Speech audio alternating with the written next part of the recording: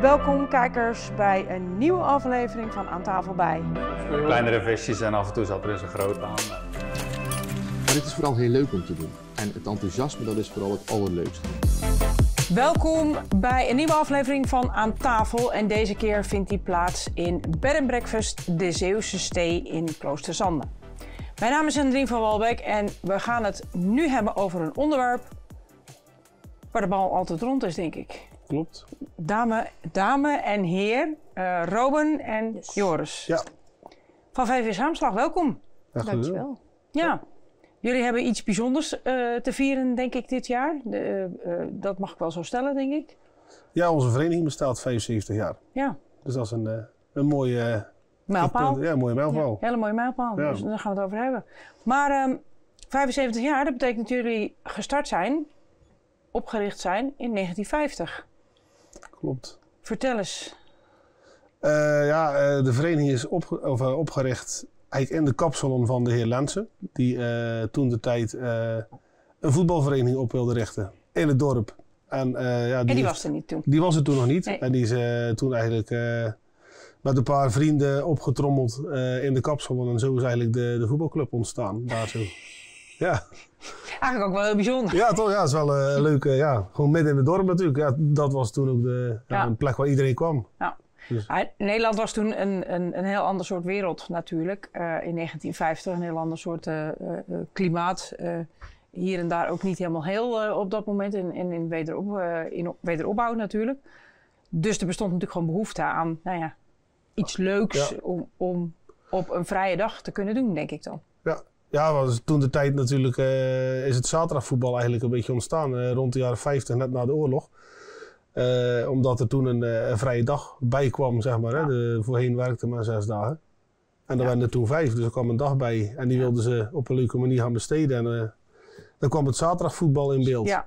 De zondagclubs die er zijn in Nederland, die zijn er natuurlijk Van voor de oorlog, soms al langer. Ja. Maar goed, dat is een andere categorie. We gaan het gewoon lekker over Saamslag houden. Helemaal goed.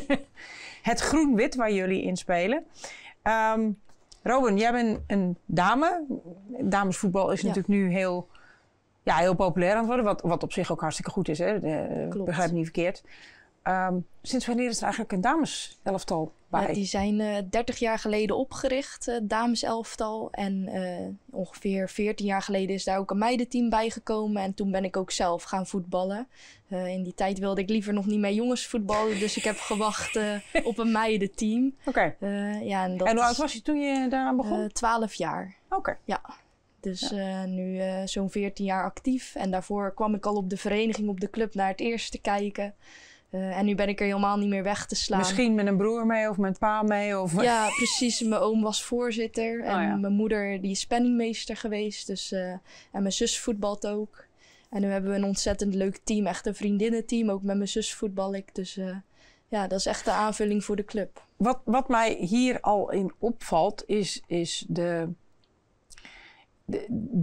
verbinding die erin zit, de samenwerking met elkaar, het samen doen, het doen met familie, de kapper, buren, de samenwerking met elkaar om zoiets gaande te houden. Zo'n club is binnen je dorpskern natuurlijk ook een heel belangrijk sociale plaats. Sowieso de zaterdagen natuurlijk. Mijn kinderen voetballen allebei. Dus ik en mijn vrouw gaan natuurlijk altijd kijken. Mijn vrouw zit ook in de barcommissie, ik zit in het bestuur. Mijn ouders komen kijken naar hun kleinkinderen die allemaal voetballen. Ja. En zo gaat het natuurlijk bij alle gezinnen eigenlijk die in het dorp zitten. Zo hebben ze ook allemaal hun functie binnen de vereniging. Mijn schoonmoeder doet ook bardiensten. Mijn schoonvader zit in de klusploeg door de week. Voor ik in het gezin bij hun kwam ook nooit op de voetbal. Ja, die is daar nu ook in getrokken, zeg maar. Die zit ook iedere donderdagochtend braaf bij de klusploeg. Sowieso krijg je natuurlijk, je hebt ook een bepaalde... Uiteindelijk groeit de club van mensen, de groep van mensen om je heen groeit natuurlijk ook op zo'n moment. Ja, klopt. Want ik bedoel, wat ik even aangeef, zo'n klusploeg is bijvoorbeeld ook heel belangrijk voor een vereniging. Dat is een groep die natuurlijk heel veel mensen niet zien. Ja. Maar die zorgen er wel voor dat de accommodatie netjes is. Dat dingen onderhouden worden, dat er geschilderd wordt. Kijk, ze kunnen heel veel hebben natuurlijk over de elftallen en de trainers. Ja. En natuurlijk super belangrijk. Ja. Maar je vrijwilligers, waar de klusploeg een deel van is eigenlijk net zo, of eigenlijk misschien nog wel belangrijker als de spelers zelf. Ja, ik denk dat dat het samenspel van met elkaar is. Want ik bedoel, je hebt die klusploeg natuurlijk nodig om ervoor te zorgen dat je de kleedkamer in kan. Als de deur vastzit, dan wordt het lastig. Ja. Maar de spelers hebben je natuurlijk nodig om die wedstrijd natuurlijk neer te zetten. Ja. Dus het is de samenwerking van. De samenwerking met elkaar. Plus dat natuurlijk vanuit een verleden is. Ik denk dat in de jaren 50 toen het gestart is eigenlijk alleen maar heren waren. Mannenteams. Ja, het is wat Rowan zegt. Dus eigenlijk 30 jaar geleden is het pas eigenlijk op samenslag dan in ieder geval de dameselftallen opgericht, zeg maar. Voor mijn beeldvorming is dat later geweest dan de rest van Nederland? Ik bedoel, want ik heb eigenlijk geen... Ja, ik denk dat je een beetje sporadisch hebt gehad. Hoek heeft volgens mij vroeger echt wel nog wel dameselftal gehad en Terneuzen. Ja. Maar ik weet even niet precies hoe dat bij andere... Nee, echt heel weinig. Maar in die tijd begon dat wel op te komen. Ja. En ja, de afgelopen jaren zie je steeds meer meiden gaan voetballen. Ja. Waardoor je ze jonger ziet beginnen met voetbal. Ja. Vroeger begonnen ze denk ik rond de 20ste pas te voetballen. En nu is dat veel jonger. Omdat ze dat van vaders of neefjes of wat dan ook... en ook op tv zien tegenwoordig. Dat scheelt natuurlijk ook, hè? Dames, maar dat is natuurlijk hetgeen wat nu natuurlijk het nog bekender maakt... en nog meer aantrekt natuurlijk... is omdat er natuurlijk nu ook televisieaandacht aan gegeven wordt... wat natuurlijk hartstikke goed is... Ja. Maar op het moment dat de grote media daar natuurlijk aandacht aan besteedt... er natuurlijk steeds meer... ook aantrekkingskracht voor komt, laat ik dan zo even ja. En zeggen. Vroeger had je geen Lieke Martens waar je tegenop kijkt. En nu hebben die meiden dat wel, ja. Dat trekt ook. Weet je, die hebben natuurlijk de kar getrokken op dat gebied natuurlijk. En ik denk dat dat heel mooi is. Hè. Ik denk dat het heel goed is dat je... het is ook voor je vereniging heel belangrijk dat er een damestak binnen je vereniging zit. Ja. Geeft echt een hele andere dimensie en heel veel levendigheid ook binnen je... Hebben jullie genoeg vrouwelijke leden voor een damesteam?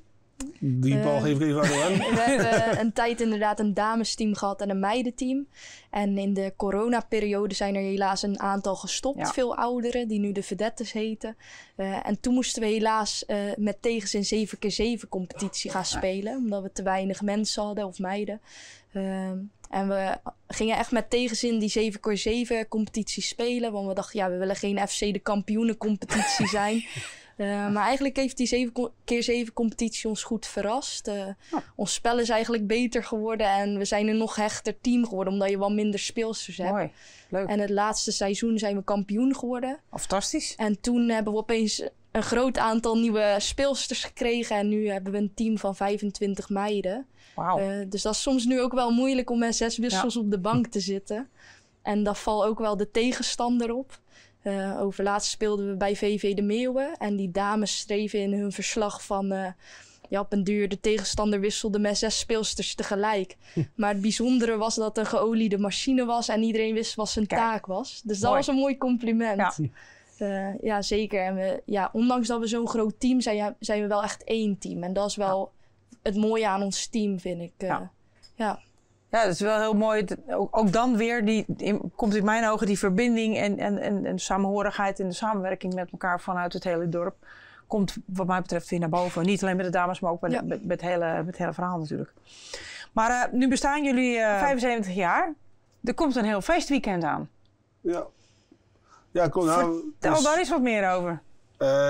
Ik zit zelf natuurlijk in het bestuur en wij hadden 1,5 jaar geleden natuurlijk, wisten wij dat dit jubileum eraan zat te komen. En hebben wij een oproep gedaan binnen de vereniging.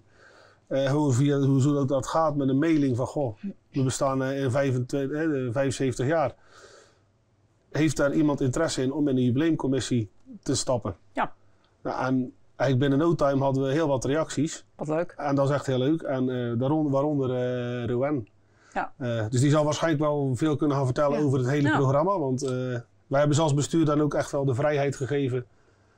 Geef een feest voor iedereen. Ja. En dat hebben Rowan, ik zie hier 3 dagen staan. 10, 11 en 12 april. Ja, we gaan het goed vieren. Wauw, dus wel inderdaad vieren met een enorme knal, hè? Klopt, ja. En daar staat ook wel de club onbekend, denk ik. Dat we het altijd goed vieren. Dus we hebben inderdaad een programma voor 3 dagen. Op 10, 11 en 12 april.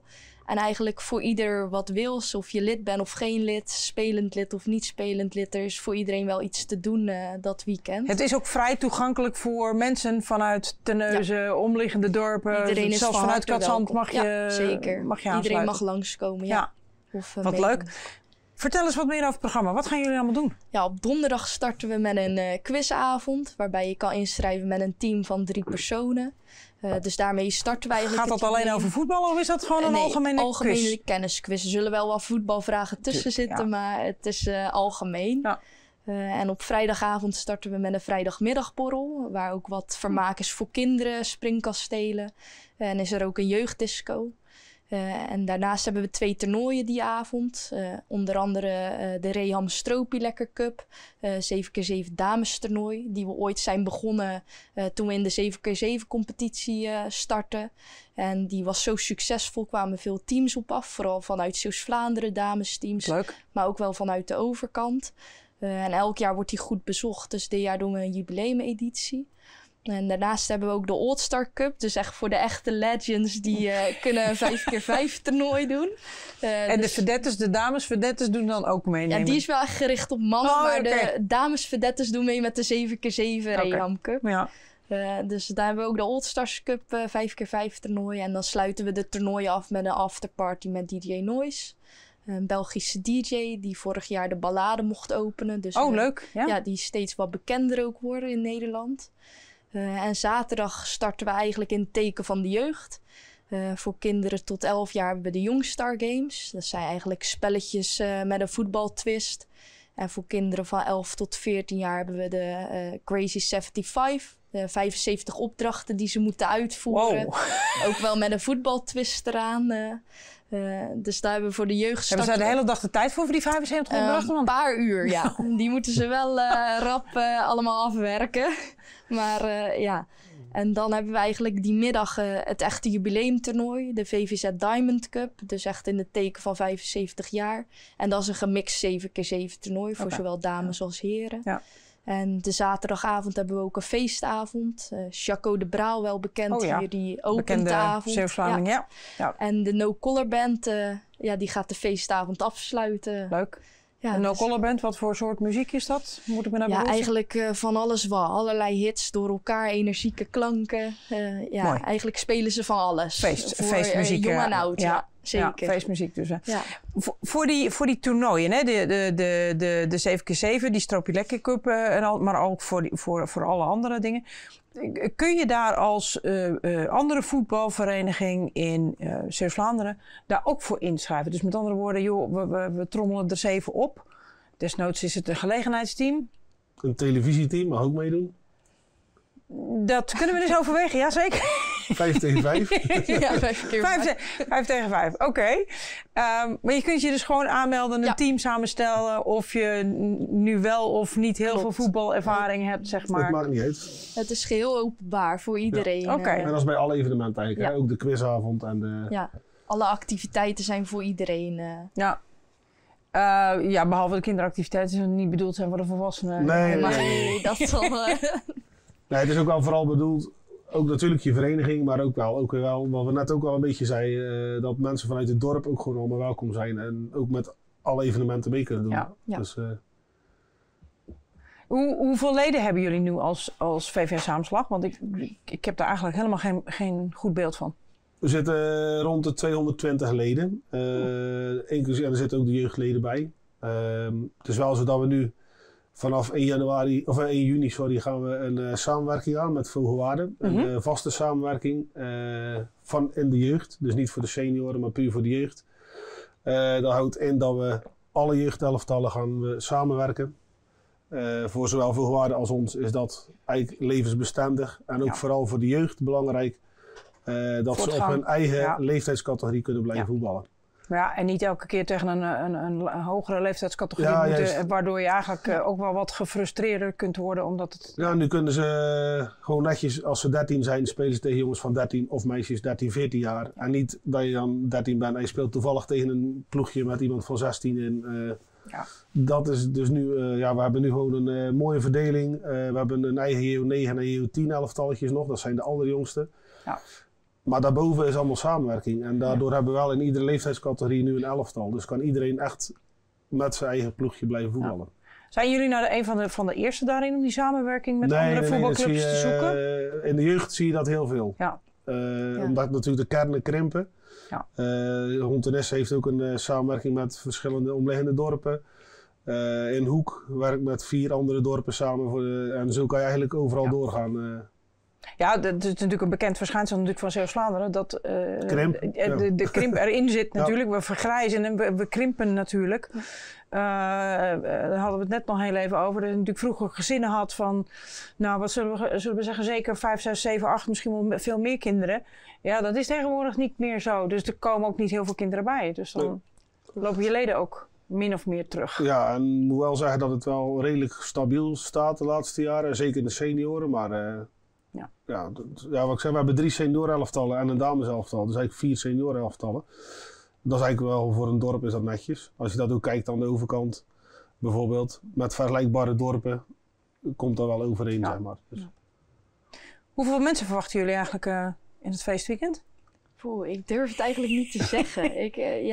Vaak komen op zo'n feest toch wel echt veel mensen. Vooral voor de gezelligheid, want daar staan wij... van de deur bekend om. Ja. Dus ja, aantallen durf ik niet.